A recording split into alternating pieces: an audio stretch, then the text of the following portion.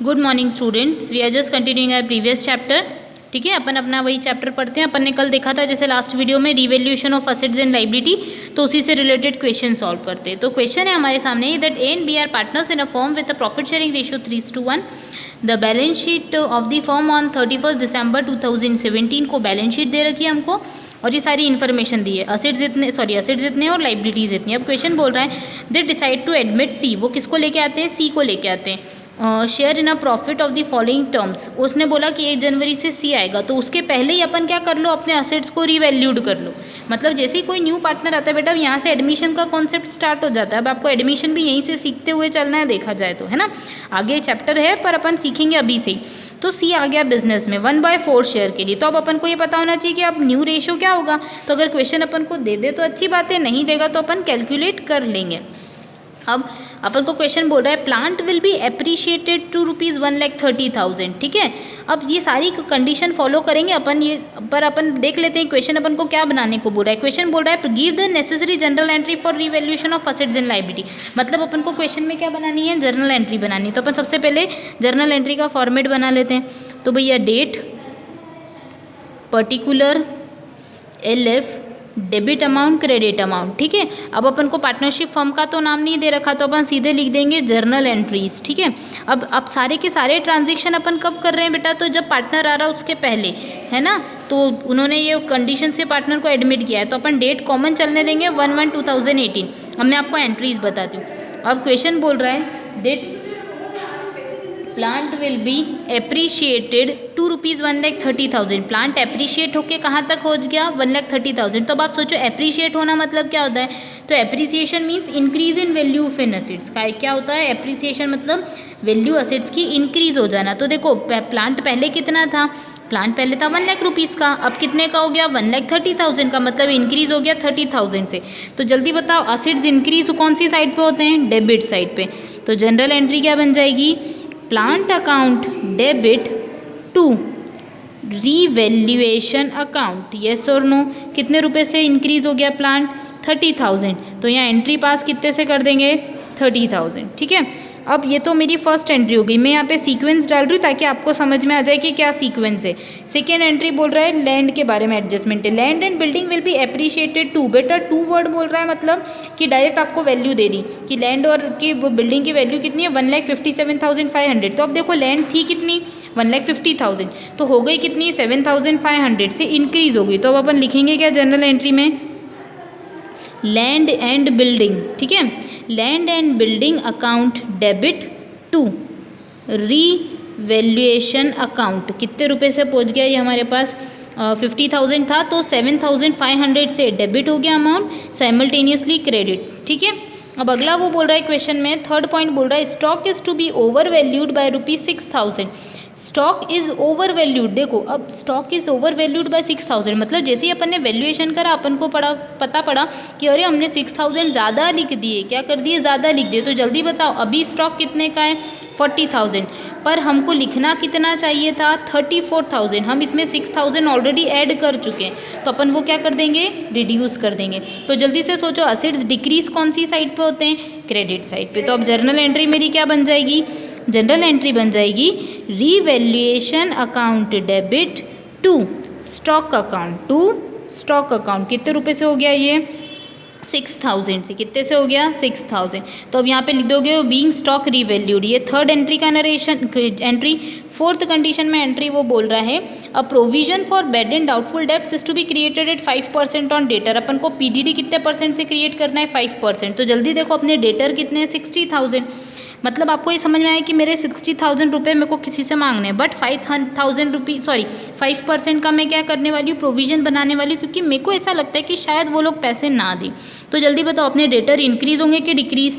Simple सी बात है, provision बना रहे हैं अपन, मतलब अपन को लगता है कि कम रिकवरी होगी, तो अपन PDD क्रिएट करेंगे, तो असेट्स क्या हो जाएगी? डिक्रीज। तो जनरल एंट्री क्या हो जाएगी हमारी? Revaluation account debit to PDD लिखती हूँ ना, provision for doubtful debts. Yes और no?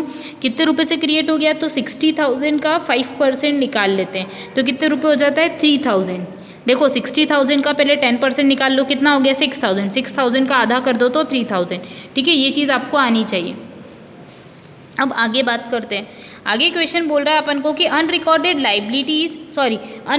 Creditors amounting to 4500 will be unpaid.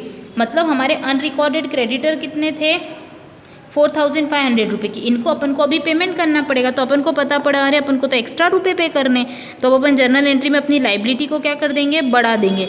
तो जनरल एंट्री क्या होगी, revaluation account debit to creditors account, कितने रुपए से हो गया अपने पास 4500, कितने रुपए से हो गया 4500, ये चीज़ हो जाएगी हमारे पास। अब अपन प्रॉफिट या लॉस निकालते हैं। तो बेटा एकदम सिंपल सा कॉन्सेप्ट बता रही हूँ कैसे करना है। अब अपन टोटल कर लेते हैं ना। तो देखो सबसे पहले रीवैल्यूएशन क्रेडिट कौन कौन सी एंट्री में, तो फर्स्ट एंट्री में क्रेडिट है 30,000 से, सेकेंड एंट्री में क्रेडिट है 7,500, तो टोटल ऑफ क्रेडिट कितना बन गया 37,500। अब जो भी डेबिट वाला है वो माइनस करते जाओ, है ना। तो अपन एक जगह साइड में लिख लेते हैं कि कितना क्रेडिट है। तो अब अपन लिख लेते हैं बेटा यहाँ पे कि टोटल क्रेडिट का अमाउंट कितना हो गया, तो क्रेडिट में हो गया अपना टोटल मिला के 37,500। अब अपन डेबिट लिखते हैं कि कितना अमाउंट डेबिट था। तो देखो डेबिट में क्या आ गया हमारा, पहले 6,000, फिर 3,000, 6,000 और 3,000 9,000, 9,000 में 4,500 वापस ऐड कर दो, तो टोटल कितना हो गया 13,500। मतलब डेबिट कितने से अपना 13,500। तो अब आप कॉमन सेंस लगाओ। अब क्रेडिट 37,500 से, डेबिट 13,500 से, तो अब अपन देखते हैं कि अपन को एक्स्ट्रा इधर जोड़ना पड़ेगा। किधर जोड़ना पड़ेगा, डेबिट में। तो कितने रुपए जोड़ने पड़ेंगे, तो अपन लिख देते हैं इन दोनों का डिफरेंस अपन को जोड़ना पड़ेगा। 13, 14, 15, 16, 17, मतलब टोटल मिला के अपन को कितने रुपए जोड़ने पड़ेंगे 24,000। कितने रुपए जोड़ने पड़ेंगे 24,000, 4, 5, 7, 2 और 3, है ना। समझ गए कितने रुपए एक्स्ट्रा लिखने हैं, डेबिट में 24,000। तो अब अपन डेबिट कर देते हैं, इसको क्या कर देते हैं, रीवैल्यूएशन को डेबिट। मतलब जैसे ही आप रीवैल्यूएशन अकाउंट को डेबिट करोगे तो आपको समझ में आ जाएगा कि आप रीवैल्यूएशन की टोटल करोगे ना, तो जितना डेबिट है उतना ही क्रेडिट हो जाएगा और सेट ऑफ हो जाएगा। अब सिंपल सी बात है, रीवैल्यूएशन का प्रॉफिट या लॉस किसको जाता है, पार्टनर्स को।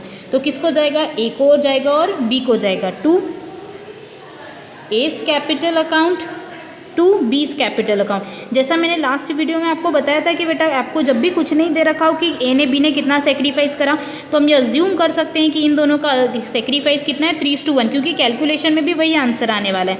तो मैं आपको अभी कैलकुलेट करके नहीं बता रही हूँ, मैं आपको डायरेक्ट अमाउंट बता रही हूँ। तो 24,000 अपना हो गया लॉस, सॉरी प्रॉफिट हो गया, तो ये प्रॉफिट डिस्ट्रीब्यूट कर दिया। तो 24,000 का अपना प्रॉफिट शेयरिंग रेशियो क्या है, अपना प्रॉफिट शेयरिंग रेशियो है 3:1। कितना है प्रॉफिट शेयरिंग रेशियो 3:1। तो 24,000 को पहले 4 से डिवाइड करो, क्योंकि टोटल हो गया 24,000 divided by 4 would give you 6,000। मतलब बी को कितने मिलने वाले हैं 6,000 और ए को कितने मिलने वाले हैं 6,000 का 3 में मल्टीप्लाई किया तो 18,000। अब इसका नरेशन मैं आपको बता देती हूँ, बाकी चीज़ों का नरेशन तो आपको पता है। इसका नरेशन हो जाएगा being amount of profit distributed. ठीक है, ये चीज़ समझ गए आप लोग। ये सिंपल सा कॉन्सेप्ट जो है वो आपको ध्यान रखना है। अब बेटा इससे रिलेटेड अपनी बुक में अभी 2 क्वेश्चंस है, तो ये 2 क्वेश्चंस आपको होमवर्क में सॉल्व करने हैं। और अब मैं आपको बताती हूँ recording of reserves in accumulated profit से रिलेटेड कितने कॉन्सेप्ट हैं, उससे रिलेटेड अपन क्वेश्चन सॉल्व कर लेते हैं, तो अपना सारा टॉपिक कंप्लीट हो जाएगा। फिर अपन लास्ट लेक्चर में या लास्ट वीडियो में हिडन गुडविल का कॉन्सेप्ट देखेंगे। वैसे हिडन गुडविल अपन एडमिशन के टाइम पर भी सीख सकते हैं। जस्ट आपको ये क्वेश्चन दे रखा है, लास्ट वाला देखते हैं अपन, recording of reserves in accumulated profit. बेटा हमेशा याद रखना है, जब भी रिजर्व्स डिस्ट्रीब्यूट करते हैं तो ओल्ड पार्टनर को डिस्ट्रीब्यूट करते हैं। किसको डिस्ट्रीब्यूट करते हैं, ओल्ड पार्टनर को। कौन से रेशियो में, ओल्ड रेशियो में।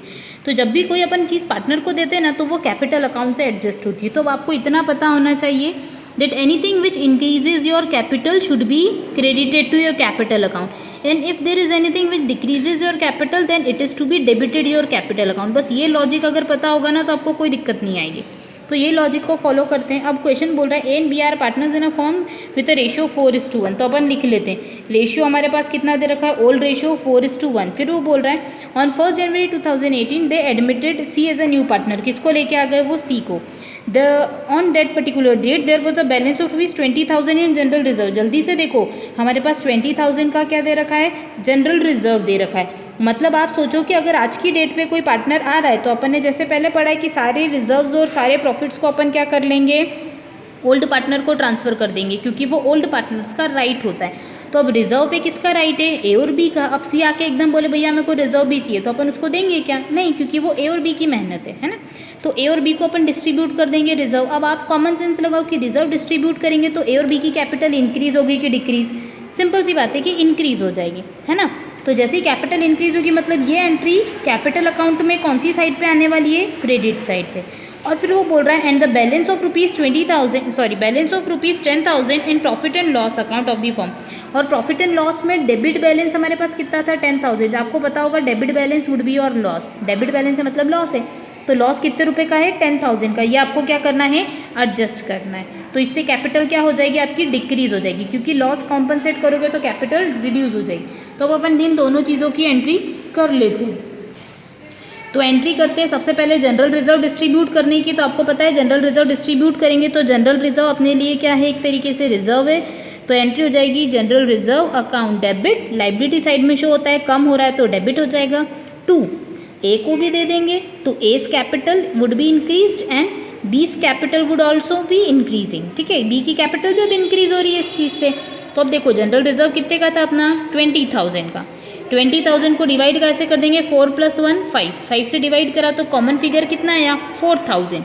तो 4,000 का सबसे पहले 4 में मल्टीप्लाई कर दो तो अल्टीमेटली अमाउंट हमारा कितना हो जाएगा, ए को कितना मिल जाएगा 16,000 और बी को कितना मिल जाएगा 4,000, ठीक है, ये चीज़ समझ में आ गई। अब इसका अपन नरेशन लिख देंगे, being amount of reserve distributed, ठीक है, ये लिख दिया।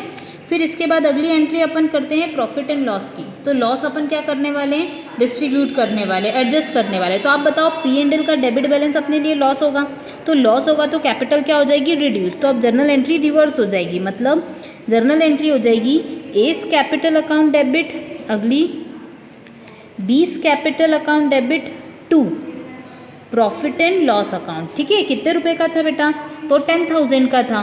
10,000 को डिस्ट्रीब्यूट करना है तो फर्स्ट को मिल जाएगा 8,000, नेक्स्ट को मिल जाएगा 2,000।